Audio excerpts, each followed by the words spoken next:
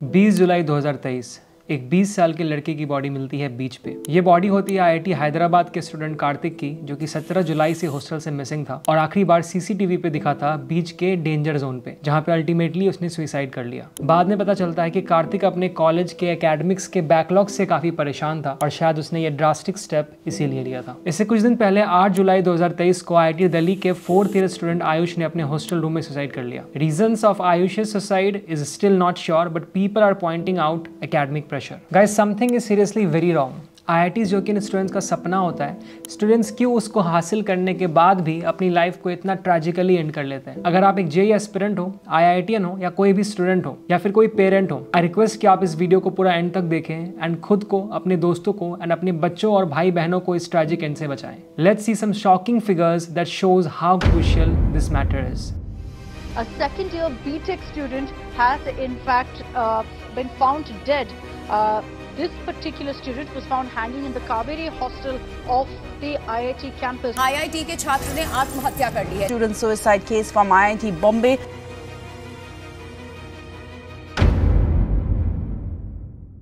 Ministry of education के recent data के according, जो उन्होंने राज्यसभा में प्रेजेंट करा था, 98 स्टूडेंट्स ने सुसाइड करा है 2018 से 2023 के बीच इन सेंट्रल यूनिवर्सिटीज, जिसमें सबसे ज्यादा सुसाइडल इंसिडेंट्स हुए हैं आईआईटीज में, that is 39 followed by 25 in NITs. इसके साथ साथ इंडिया टुडे के आर्टिकल के according 18 out of 34 IIT students who committed suicide between 2014 to 2021 are from SC and OBC category. Surely these numbers are heart breaking and सबसे ज्यादा shock की बात यह है कि ये नंबर बढ़ता ही जा रहा है। 2022 में 9 सुसाइड्स हुए थे एंड 2023 अब तक खत्म भी नहीं हुआ है एंड अभी तक में 6 से ज्यादा सुसाइड्स हो चुके हैं। यूनियन मिनिस्टर सुभाष सरकार टोल्ड पार्लियामेंट इन मार्च कि सुसाइड्स के कॉमन रीजंस होते हैं academic pressure, family and mental health. But actual में क्या रीजंस है सुसाइड के पीछे? Let's dig deep into it one by one. Number 1, academic pressure. जब मैं जेईई का प्रिपरेशन कर रहा था इधर साउथ दिल्ली में, तो मेरे एक फिजिक्स के टीचर हुआ करते थे जो कि कहते थे बच्चों को कि एक बार आईआईटी क्लियर कर लो, उसके बाद जब तुम कॉलेज में पहुंच जाओगे फिर कुछ भी करना, लाइफ बहुत टेंशन फ्री हो जाएगी, कोई टेंशन नहीं होगा, सब कुछ चिल होगा। बट एक्चुअल में आईआईटीज़ में एकेडमिक प्रेशर बहुत ज़्यादा होता है। क्यों ज़्यादा होता है? इसके 3 मेजर रीजंस होते हैं, एक एक करके देखते हैं। पहला रीज़न होता है कि एग्जाम्स बहुत ज़्यादा होते हैं और हर एग्जाम का वेटेज होता है। अगर मैं आईआईटी दिल्ली की बात करूँ तो मेरे टाइम पे 3 एग्जाम्स होते थे मेन वाले, जो इनका वेटेज ज़्यादा होता था, और इसके अलावा surprise, quiz, assignments, viva, labs, practicals इतने सारे होते थे कि मैं बता नहीं सकता। इंटरेस्टिंग बात यह है कि हर एग्जाम का फाइनल मार्क्स में वेटेज होता था। मतलब ऐसा नहीं है कि अगर कोई सरप्राइज क्विज हो गई तो हाँ ठीक है, वो बस ऐसे ही था टाइम पास के लिए, बिल्कुल नहीं। अगर वो 5 मार्क्स का सरप्राइज क्विज है तो उसका भी फाइनल मार्क्स में वेटेज होगा, कई बार पूरा का पूरा। मतलब अगर वो 5 मार्क्स का था तो 5% वेटेज होगा आउट ऑफ 100। और इस चक्कर में अगर आप उस क्विज को मिस कर देते हो तो आपके परसेंटेज पे बहुत इफेक्ट पड़ता था। दूसरा मेजर रीजन जो कि आईआईटी के एकेडमिक्स को टफ बना देती है वो है relative marking. Relative marking is basically कि आपको मैं एग्जैक्ट एक पर्टिकुलर नंबर लाने पे आपको ग्रेड नहीं दूंगा। ऐसा नहीं हो कि आपको 80 मार्क्स आ गया आउट ऑफ 100 तो आपको A ग्रेड मिल जाएगा। आपको कितना ग्रेड मिलेगा ये डिपेंड करता है कि आपके बाकी जो क्लासमेट्स हैं वो कितना अच्छा स्कोर कर रहे हैं। फॉर एग्जाम्पल, मान लो कि किसी कोर्स में मैक्सिमम बच्चों को 90 के ऊपर आया मार्क्स, तो तुमको 80 लाने पे भी A ग्रेड नहीं मिलेगा, तुमको 90 के ऊपर लाना होगा। इसका उल्टा भी ट्रू है, उसमें फ़ायदा हो जाता है अगर कोर्स बहुत टफ हो। फॉर एग्जांपल, अगर मैक्सिमम बच्चों को 40 आ रहा है तो आपको 40 पे ही A ग्रेड मिल सकता है। बट अगर मान लो कोर्स बहुत ज़्यादा इजी है, तो आपने अगर बहुत मेहनत करी हो, आपको लग रहा है कि नहीं यार मैं 70-80 ही ला पाऊंगा, एंड बाकी बच्चों ने 90 के ऊपर ले आया, तो भी आपको A ग्रेड नहीं मिलेगा। इस रिलेटिव मार्किंग के चक्कर में बहुत बच्चे फंस जाते हैं जो कि थोड़े वीक होते हैं, क्योंकि बाकी बच्चे जो कि पढ़ने में बहुत अच्छे हैं वो ओवरऑल एवरेज को क्लास का बढ़ा देते हैं। एंड अगर आप बहुत वीक हो उस कोर्स में तो आपको बहुत ज़्यादा फेस करना पड़ता है कॉन्सिक्वेंसेस नेगेटिव उस कोर्स में। थर्ड मेजर रीज़न जो कि आईआईटी के एकेडमिक्स को टफ बना देते हैं वो होता है प्रोफेसर्स। आईआईटी में प्रोफेसर्स के पास बहुत ज़्यादा पावर होता है। प्रोफेसर्स ने डिसाइड कर लिया कि भाई आपको एग्जाम का क्वेश्चन पेपर बहुत टफ मैं दूंगा तो वो देंगे। आप कुछ नहीं कंप्लेन कर सकते कि इस बार का बहुत टफ आ गया, पिछले बार का ईजी था, कुछ नहीं। उनकी जो मर्जी होगी वो करेंगे। उनको लगेगा कि मुझे अटेंडेंस का मार्क्स रखना है तो अटेंडेंस का मार्क्स रख देंगे। कुछ ऐसे भी प्रोफेसर होंगे जो कि बोलेंगे तुम क्लास मत आओ, कोई दिक्कत नहीं है। But at the same time कुछ ऐसे भी प्रोफेसर होंगे जो कि 20% मार्क्स सिर्फ अटेंडेंस का रख देंगे। साथ में क्वेश्चंस कहाँ से आएंगे, कैसे आएंगे, क्या होगा क्या नहीं होगा, उनका मन करेगा तो असाइनमेंट्स लेंगे, उनका मन करेगा तो वो सरप्राइज क्विज लेंगे, वो कुछ भी करेंगे, वो आपके कंट्रोल में नहीं है। सैड पार्ट ये है कि जो प्रोफेसर्स होते हैं वो हर प्रोफेसर अलग अलग टाइप के होते हैं। कुछ प्रोफेसर बहुत चिल होंगे, कुछ प्रोफेसर बहुत स्ट्रिक्ट होंगे। तो आपको सेमेस्टर के स्टार्ट में देखना पड़ता है कि उस प्रोफेसर के जो तौर तरीके हैं उनसे मैं कितना एडजस्ट कर पा रहा हूँ। और जो बच्चे एडजस्ट नहीं कर पाते हैं वो बहुत ज़्यादा कॉन्सिक्वेंसेस फेस करते हैं नेगेटिव। फर्स्ट ईयर की बात है, एक कोर्स था हमारा MTL 100, उसमें ऑलमोस्ट आधा बैच फेल हो गया था। जस्ट इमेजिन, आधा बैच फर्स्ट ईयर। इतने अच्छे बच्चे जिनका इतना अच्छा रैंक था JEE मेंस और एडवांस में, इंडिया के one of the brightest minds, वो उस कोर्स में फेल हो जा रहे थे। और इसका रीजन ये नहीं था कि वो कोर्स बहुत टफ था, क्योंकि उससे पिछले वाले साल भी वो कोर्स एग्जिस्ट करता था, बट इतने सारे बच्चे फेल नहीं हुए थे। बट उस पर्टिकुलर ईयर में जब मैं था फर्स्ट ईयर में, तो जो प्रोफेसर उस कोर्स को ले रहे थे वो बच्चों को मार्क्स ही नहीं देते थे। वो क्वेश्चन इतना टफ सेट करते थे एंड मार्किंग में इतना ज़्यादा कंजूसी करते थे कि इतने सारे बच्चे फेल हो गए थे। बाद में जब बच्चों ने कंप्लेन करा तो ऊपर से ऑर्डर आया दैट ये कोर्स तो आपको इस साल ख़त्म करना ही पड़ेगा इसी प्रोफेसर के अंडर। हम ये करेंगे क्योंकि ये प्रोफेसर बहुत स्ट्रिक्ट है, तो अगले बार से ये प्रोफेसर कभी भी फर्स्ट ईयर में वो कोर्स नहीं लेंगे। मतलब फर्स्ट ईयर के बच्चे कभी उस प्रोफेसर को फेस नहीं करेंगे, बट इस बार के लिए आपको तो ये कॉन्सिक्वेंसेस फेस करने ही पड़ेंगे। तो इतने सारे बच्चे उस कोर्स में फेल हो गए थे ना कि मैं क्या बताऊँ। तो ये 3 मेजर रीजंस हैं जो कि IIT में एकेडमिक्स को बहुत टफ बना देते हैं, जिसके कारण बच्चों के ऊपर बहुत प्रेशर पड़ता है और वो बहुत मुश्किल से इस चीज़ से कोप अप कर पाते हैं। Reason number 2, mental pressure. Academic pressure is something जो कि एकेडमिक्स के कारण आता है, बट जो मेंटल प्रेशर है, I feel overall mental pressure बहुत सारे रीजंस पे डिपेंड करता है। आप IIT में हो तो उसके अलग रीजंस होते हैं, आप किसी और कॉलेज में हो उसके अलग रीजंस होते हैं। IITs में अगर मैं बात करूँ तो दुनिया भर का टेंशन होता है। पहली चीज़ तो ये कि दुनिया आपसे बहुत ज़्यादा उम्मीद लगा के रखती है। आपसे ये उम्मीद रहता है कि आप जो है कॉलेज से ग्रेजुएट करके बहुत ही अमेजिंग 1 करोड़ वाले पैकेज की, एटलीस्ट 1 करोड़, मतलब चलो 1 करोड़ नहीं तो बहुत ही अच्छा खासा 20 लाख 30 लाख 15 लाख मिनिमम इतना का पैकेज लेके निकलोगे। तो ऐसे में बच्चों पे एक तो ये प्रेशर आता है कि हाँ भाई, मैं किसी और कॉलेज में रहता अगर जहाँ प्लेसमेंट होता ही नहीं है तो शायद मुझे जॉब नहीं भी मिलती, मैं कुछ और पढ़ लेता, ये कर लेता, वो कर लेता, वो बाद में बात आता। बट IITs में ऐसा है ना कि अगर आप गए हो तो पेरेंट्स को रहता है कि हाँ भाई ये तो पैकेज लेके ही निकलेगा, ठीक है। तो उस चक्कर में एक प्रेशर बिल्डअप होना शुरू हो जाता है, जैसे जैसे फाइनल ईयर आने लगता है कि हाँ भाई मुझे ना अच्छा प्लेसमेंट चाहिए, अच्छा पैकेज चाहिए। बट ये बस एक सिरा है उस मेंटल प्रेशर का। इसके अलावा जो चीज़ें आपके स्कूल टाइम में आपके लाइफ में नहीं होती थी, वो चीज़ें ऑफ कोर्स इस जवानी वाले फेज़ में जब आप 18-19 साल के होते हो वो होने लगती है। बहुत लोगों के ब्रेकअप्स होते हैं, बहुत सारे लोग बहुत नई नई चीज़ें एक्सपीरियंस करते हैं, लाइक सिगरेट, दारू एंड ऑल दैट। मैं कितना डिनाई कर लूँ, ये सच है। मतलब मैं ये नहीं कह रहा कि कॉलेज के अंदर लोग करते हैं, बट अगर आप कहीं भी किसी शहर में हो जहाँ की लीगल एज ड्रिंकिंग की आप क्रॉस कर रहे हो तो ऑफकोर्स आप जाके ये सब चीज़ें ट्राई करते हो। बहुत लोग ट्राई करते हैं और कुछ लोग इन चक्रों में फंस जाते हैं, जिनके कारण एक रिपरकशन इफेक्ट होता है कि वो एकेडमिक्स में फिर गड़बड़ करने लगते हैं। ओवरऑल मिल के एक ऐसा अमेजिंग मेंटल प्रेशर बनता है जिसके चक्कर में वो ऐसे ड्रास्टिक स्टेप्स लेने लगते हैं। द रीज़न कि हम इसके बारे में बात कर रहे हैं is just so that when you get into college and तुमको ये ऑप्शंस आए कि तुमको इन चीज़ों में से चूज़ करना है कि हाँ ये भी मैं कर सकता हूँ, तो प्लीज़ थोड़ा कॉन्शियस रहना है और उसके बेसिस पे यह डिसाइड करना है कि तुमको करना है या नहीं करना है, नोइंग दैट इसके क्या क्या रिपरकशंस हो सकते हैं। Reason number 3 for suicides, peer pressure. आप जब भी किसी ऐसे इन्वायरमेंट पर रहते हो जहाँ पे आपके आसपास बहुत सारे लोग हैं तो ऑफकोर्स एक हर्ड मेंटालिटी फॉलो होती है कि अगर ये लोग ऐसा कर रहे हैं तो मुझे भी ऐसा करना है, एंड वो IITs में भी एग्जिस्ट करती है। जनरली जब आप IIT JEE का प्रिपरेशन कर रहे हो, इंडिया का one of the toughest exam है, तो आप बहुत ही अकेले प्रिपरेशन करते हो, राइट। अगर आप कोटा से हो, दिल्ली से हो, कहीं से भी हो, तो आप जनरली क्या करते हो, आपका एक रूममेट होगा, 2-3 दोस्त होंगे, साथ में पढ़ते होगे, डिस्कस करते होगे, बस उतना ही आपका इन्वायरमेंट होता है। बट अचानक से जब आप कॉलेज में जाते हो आपका सर्कल बहुत बड़ा हो जाता है, बहुत सारे लोगों से मिलते हो, एंड वहाँ पर जितने भी बच्चे होते हैं वो स्टड होते हैं। जब मैं कॉलेज में था ना तो एक सीनियर थे मेरे, अमित सर, वो मुझे एक कहावत बोलते थे कि कभी इस कॉलेज में आके घमंड मत करना। वो एक स्किल जिसमें तुमको लगता है कि तुम बेस्ट हो, तुमको 10 से भी ज़्यादा लोग यहाँ पे ऐसे मिल जाएंगे जो कि तुमसे 10 गुना बेहतर होंगे। तो whether it be singing, dancing, acting, ये मैं इंडियन इंस्टीट्यूट ऑफ टेक्नोलॉजी की बात कर रहा हूँ, टेक्निकल कॉलेज है, बट तुम कोई भी एक्स्ट्रा करिकुलर एक्टिविटीज़ ले लो, तुमको वहाँ पे एक ऐसा इंसान मिल जाएगा जो कि तुमसे 10 गुना अच्छा होगा। तो वहाँ पे पीयर प्रेशर बहुत ज़्यादा रहता है, बहुत सारी चीज़ों को लेकर कंपैरिजन तुम अपने आप करने लगते हो, तुम चाहो या ना चाहो। लोग तुमको देखेंगे कि भाई इंटर्नशिप लगानी है, तुम बोलोगे यार मुझे लग रही है इंटर्नशिप गुड़गांव में, तुम्हारा जो दोस्त होगा उसको मिल रही होगी जर्मनी में, तो एक टेंशन, कंपैरिजन वहाँ पे। तुम्हारी CGPA तुम कंपेयर करोगे अपने दोस्त से जो साथ में मेरे साथ घूमता था, कल तक मेरे साथ पार्टीज़ करता था, उसको आ रहा है 10, मुझे आ रहा है 6, क्योंकि वहाँ पे जो मेंटालिटी है लोगों की वो बहुत अलग है। मतलब टॉपर बच्चे कुछ ऐसे होते हैं जो कि पढ़ते ही नहीं है, एग्ज़ाम में फोड़ के आ जाते हैं क्योंकि उनका हो जाता है लास्ट मोमेंट पढ़ के।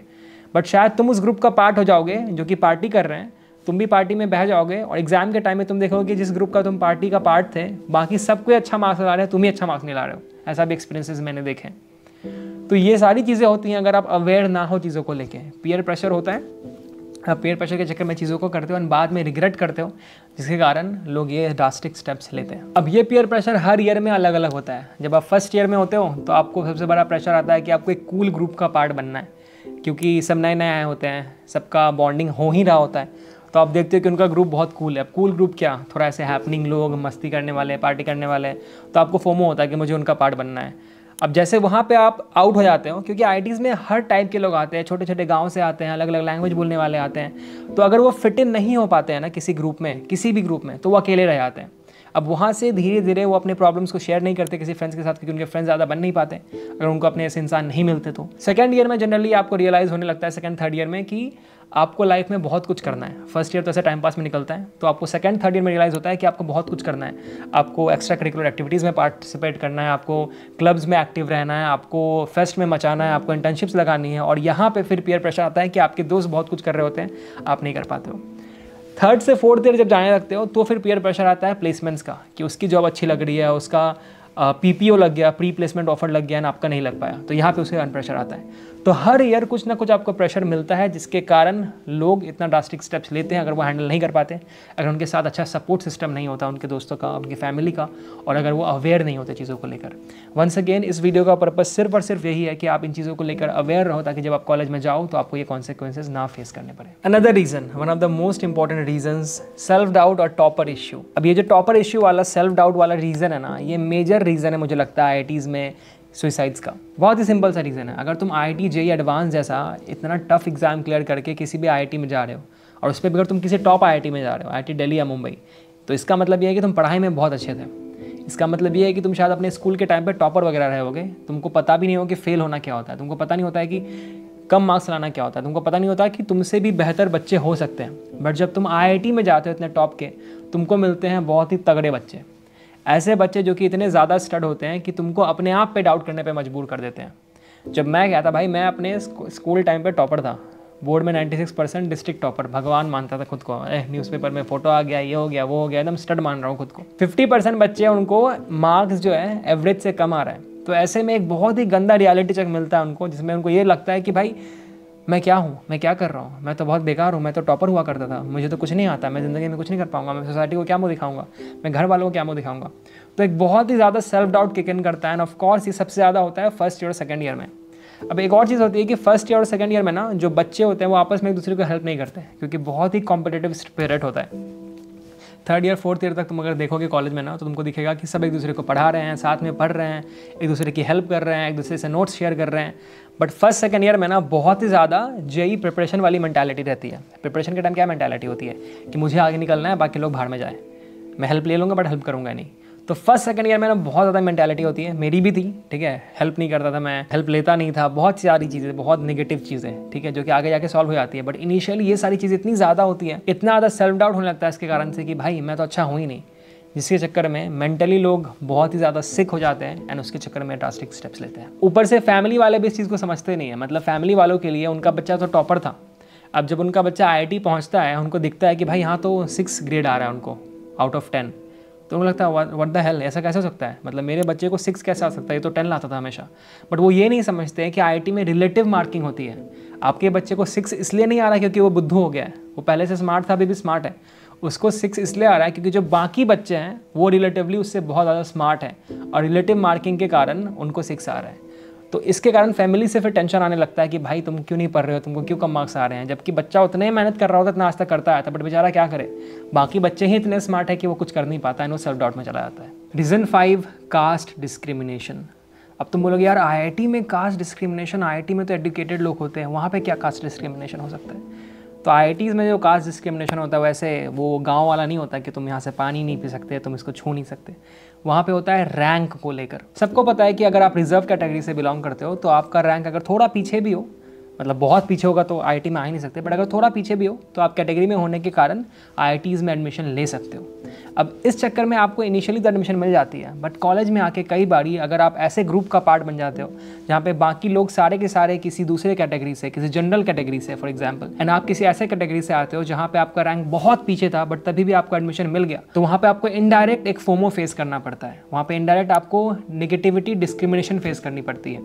फॉर एग्जाम्पल मान लो कि आप ऐसी कैटेगरी से बिलोंग करते हो, आपका रैंक बहुत पीछे था, 20,000 के भी बाहर था, एंड आपके जो फ्रेंड्स हैं कंप्यूटर साइंस में वो CS डिपार्टमेंट में है ऑफ कोर्स, और वो जनरल कैटेगरी से बिलोंग करते हैं, तो मतलब उनका रैंक अंडर 1000 होगा। तो कॉन्वर्सेशंस के बीच में मजाक मजाक में आपको कह दिया जाएगा, अरे तेरे तो ऐसा था इसलिए तेरा रैंक इतना अच्छा, अरे तू तो इस कैटेगरी से बिलोंग। तो कॉन्वर्सेशंस के बीच में कई बारी लोग मजाक मजाक में ऐसा कह देते हैं कि यार तू तो इस कैटेगरी से बिलोंग करता है तभी तो IIT में आ पाया, वरना तो आता भी नहीं। तो आपको थोड़ा सा लुक डाउन किया जाता है, बट वंस अगेन ये बहुत ही सब्जेक्टिव चीज़ है। मैं यहाँ बैठ के इस रूम में ये रिकॉर्ड करते हुए ऐसा नहीं आरोप लगा सकता कि हर IIT में ऐसा होता है एंड हर बच्चे हैं जो कि जनरल कैटेगरी से बिलोंग करते हुए ऐसा कहते हैं। बट ऐसे इंसिडेंसेस मैंने खुद कॉलेज में होते हुए देखे हैं, जहाँ पे एक मेरा मेंटी हुआ करता था, मैं मेंटर था, मतलब मैं बच्चों को गाइड करता था। बताऊँगा इसके बारे में आगे इसी वीडियो में, बहुत ही अमेजिंग चीज़ है IIT में। तो मेरा एक मेंटी हुआ करता था जो कि कैटेगरी से बिलोंग करता था, आई थिंक वो OBC से था। एंड जनरल वाले बच्चे उसके बारे में ऐसे कुछ निगेटिव बातें कर रहे थे कि अरे यार ये तो इस कैटेगरी से बिलोंग करता है इसलिए आ गया। एंड वो बहुत सैड हो गया था इस चीज़ को लेके कि भाई मेरे बारे में लोग ऐसा क्यों कह रहे हैं, क्या मैं डिजर्विंग नहीं हूँ, क्या मैं सीट डिजर्व नहीं करता IIT का। तो ये जो चीज़ है ना, ये आपको अपने आप में बहुत नेगेटिव फील कराती है। एंड बहुत सारे बच्चे जो कि इस कैटेगरी से वाले प्रॉब्लम को फेस करते हैं वो ड्रास्टिक स्टेप्स लेते हैं like suicide. But once again इस वीडियो का मकसद ही यही है कि तुमको मैं अवेयर कराऊँ कि ऐसे सिचुएशंस होंगे। जो बच्चे मजाक उड़ाते भी है ना, वो बहुत नादान होते हैं यार। College first year second year में ये सब होता है, आगे जाके किसी को कोई फ़र्क ही नहीं पड़ता, क्योंकि आगे जाके सब बराबर हो जाते हैं। ऐसे लोग जो कि टॉपर थे एग्जाम में JEE एडवांस मेंस के, वो भी आके नीचे गिर जाते हैं, और ऐसे लोग जिनका रैंक बहुत पीछे था वो भी बहुत ऊपर चले जाते हैं, क्योंकि नाउ इट डिपेंड्स ऑन कि आप कॉलेज में आके कितना मेहनत कर रहे हो। तो अगर तुम किसी कैटेगरी से बिलोंग करते हो, कॉलेज में तुम्हारा कोई मजाक उड़ाता है, उनको बोला हाँ भाई ठीक है, प्रणाम, thank you so much, bye bye. अपने काम से काम रखो एंड ट्रस्ट में उनको गलत प्रूव करो, तब जो तुमको मज़ा आएगा ना, तो उसमें कोई सुकून नहीं होगा। उनको अपने ऊपर हावी होने मत दो। अब कैटेगरी से होने का एक और थोड़ा सा प्रॉब्लम हो जाता है आपको कॉलेज में, आपको मैं पहले से बता दूं ताकि आप प्रिपेयर्ड रहो कि क्योंकि तुम्हारा रैंक बहुत पीछे होगा तो भी तुम IIT में एडमिशन ले लोगे। अच्छी बात है, बहुत अमेजिंग चीज़ है, ठीक है, तुम्हारे लिए अच्छा था, अच्छी बात है। बट वहाँ पे ना रिलेटिव मार्किंग है। अब क्योंकि रिलेटिव मार्किंग है तो तुम्हारे आसपास अगर बहुत सारे टॉपर्स बैठे हैं तो अपने आप जो मार्क्स होगा ना, एवरेज मार्क्स, वो बढ़ जाएगा एंड तुम्हारे लिए टफ हो जाएगा स्कोर करना, उनको मैचअप करना, क्योंकि बाकी लोग वहाँ पे उस रूम में बहुत स्मार्ट होंगे। तो ये कोप अप करना कि तुम्हारे आसपास की जो इंटेलिजेंट जनता है वहाँ पे तुम कैसे सर्वाइव करो, ये बहुत बारी बच्चों के लिए टफ हो जाता है अगर उनका रैंक बहुत पीछे होता है तो प्लीज़ इस चीज़ को लेके भी अपने आप को कॉन्शियस रहना कि हाँ भाई, अगर मैंने रैंक बहुत पीछे लाई थी उस टाइम पे तो शायद अब जाके मुझे बहुत ज़्यादा मेहनत करनी पड़ेगी, बट कोई नेगेटिव चीज़ नहीं है ये। तुम वहाँ पे भी मेहनत करके अपने आप को आगे कर सकते हो, बट अपना दिमाग खुला रखना। इस चीज़ को आज इस वीडियो में सुन रहे हो तो याद रखना कि कॉलेज में आके और मेहनत करनी है। मेरा एक फ्रेंड था खुद जो कि किसी कैटेगरी से बिलोंग करता था एंड बाद में उसने फाड़ दिया था, टॉपर से कम्पीट कर रहा था वो। And the only reason he could do it is because उसको खुद पे भरोसा था, उसने मेहनत करना डबल करता था वो मेहनत बाकी लोगों से। तो प्लीज़ गिव अप मत करना एंड किसी का सुन के ड्रास्टिक स्टेप्स मत लेना, जो कि बहुत लोग ले लेते हैं। तो गाइस, हमने मेजर मोटा मोटी रीज़न देख लिया कि IIT में इतने सुसाइड्स क्यों होते हैं। बट IIT ही नहीं, इस देश के बहुत सारे कॉलेजेस में लोग ऐसा डिसीजंस लेते हैं। एंड वीडियो के आने वाले पार्ट में मैं तुमको ये बताने वाला हूँ कि इन प्रॉब्लम से कैसे डील करें, क्योंकि एक एक बच्चा इस देश के लिए, अपनी फैमिली के लिए, अपनी खुद के लिए बहुत ज़्यादा इंपॉर्टेंट है। एंड वो अगर सही चीज़ें करें तो इन ड्रास्टिक स्टेप से बच सकता है। तो एक एक करके जानते हैं उन पॉइंट्स को जो कि तुम्हें मोटिवेटेड रखने में हेल्प करेगा। तो वीडियो के इस पार्ट को बिल्कुल स्किप मत करना। Number 1, academic pressure is not worth your life. जब तुम IIT में एंटर करोगे तो ऑफकोर्स तुमको बहुत प्रॉब्लम्स होंगी, तुमको समझ में नहीं आएगा कैसे पढ़े कि मार्क्स आ जाए, रिलेटिव मार्किंग है, बहुत सारा झोल है। बट धीरे धीरे तुम एडजस्ट करने लगते हो। लास्ट में आते आते वो जो कहावत है ना कि इंजीनियर्स एक रात पहले पढ़ के मार्क्स ले आते हैं, टॉप कर जाते हैं, ये सच में होने लगेगा। बट इनिशियल का जो फेज़ होगा, पहला 1-2 साल, वो बहुत टफ होगा, तुम ये एडजस्टमेंट नहीं कर पाओगे। तो प्लीज़ अपने आप को संभालना उस फेज़ में, अपने आप को बताना कि धीरे धीरे मैं एडजस्ट कर जाऊँगा। तुमको जुगाड़, तुमको हैक्स पता चल जाएगा, वही इंजीनियरिंग का बहुत बड़ा फन है। इसके साथ साथ अगर तुमको लेक्चर्स क्लासरूम में समझ नहीं आ रहे हैं तो ऑनलाइन आज सब कुछ अवेलेबल है। NPTEL करके एक साइट है, NPTEL, तो एक वेबसाइट है जहाँ से हम सब पढ़ते थे। सारे लेक्चर्स अच्छे से इनफैक्ट मिल जाते थे NPTEL पे, बहुत सारे कोर्सेज़ के, एंड हम वहीं से पढ़ के फोड़ देते थे।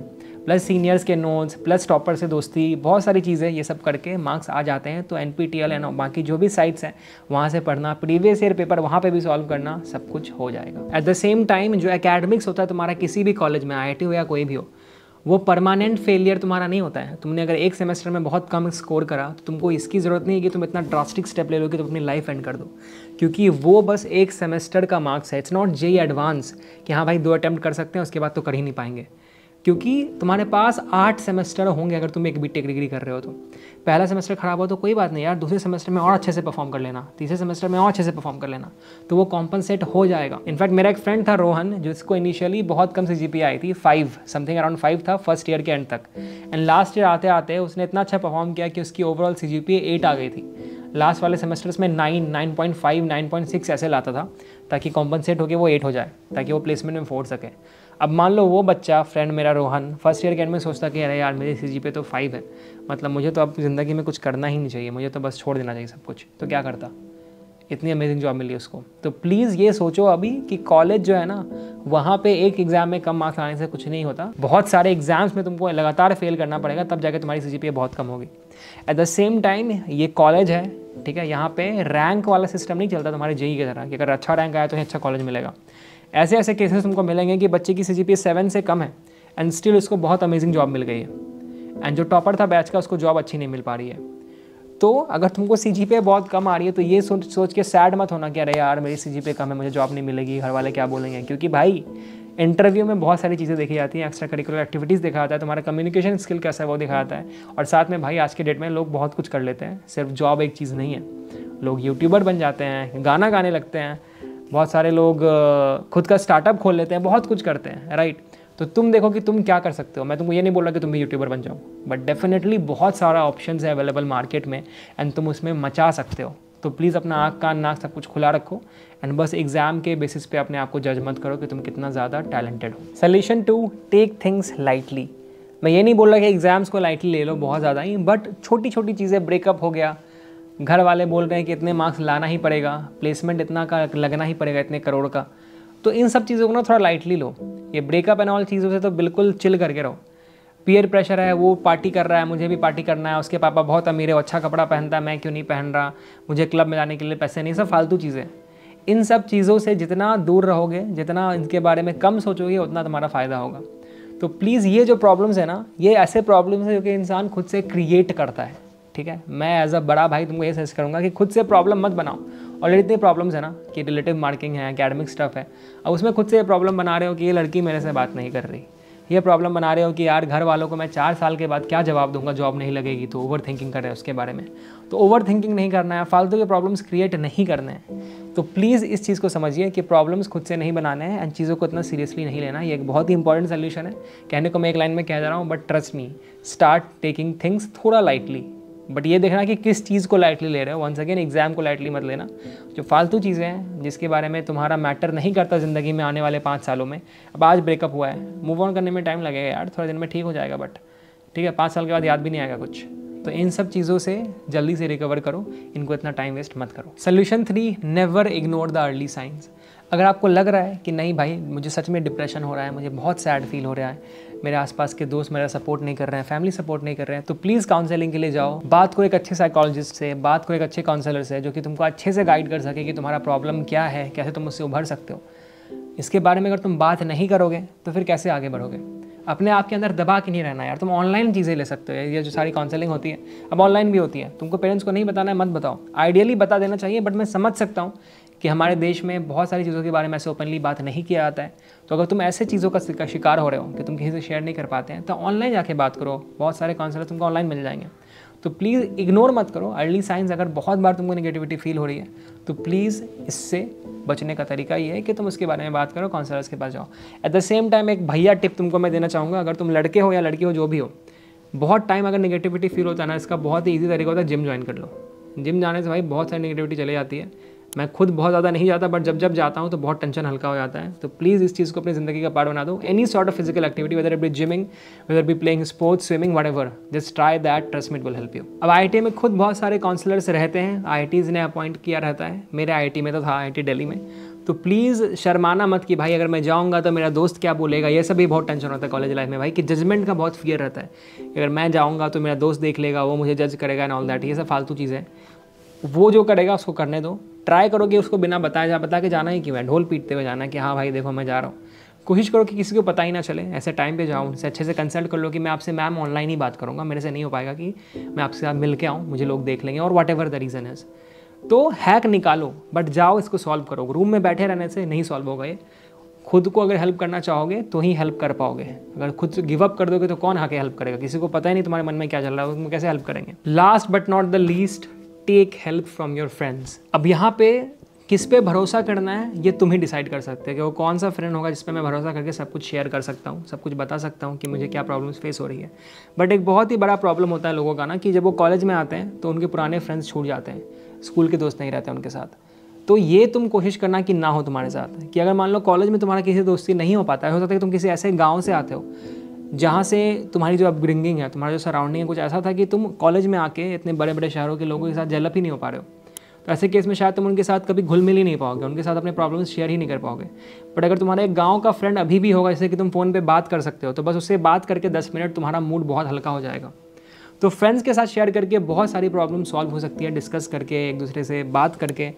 तो फ्रेंड्स के साथ शेयर करो, अपने अंदर तक मत रखो, बस मैं इतना कहना चाहता हूँ। पुराने पॉइंट में भी वही बोला कि काउंसलर से बात करो, और इस पॉइंट में भी यही कह रहा हूँ कि please talk to someone who can just help you out, don't let it grow inside your head and affect you adversely. अब जनरली लोग जब बाहर से देखते हैं कि IITs में इतने सारे सुसाइड्स हो रहे हैं तो उनको लगता है कि गवर्नमेंट और IITs कुछ कर ही नहीं रहे हैं इसके अगेंस्ट, बट ऐसा बिल्कुल नहीं है। इस पार्ट में वीडियो के तुमको मैं बताता हूँ कि IITs जनरली क्या कर रहा है ताकि ये सारी चीज़ें कॉलेजेस में ना हो, ताकि तुमको ये डर ना लगे कि जिस कॉलेज में मैं जाने का प्लान कर रहा हूँ वो कॉलेज तो कुछ कर ही नहीं रहा है।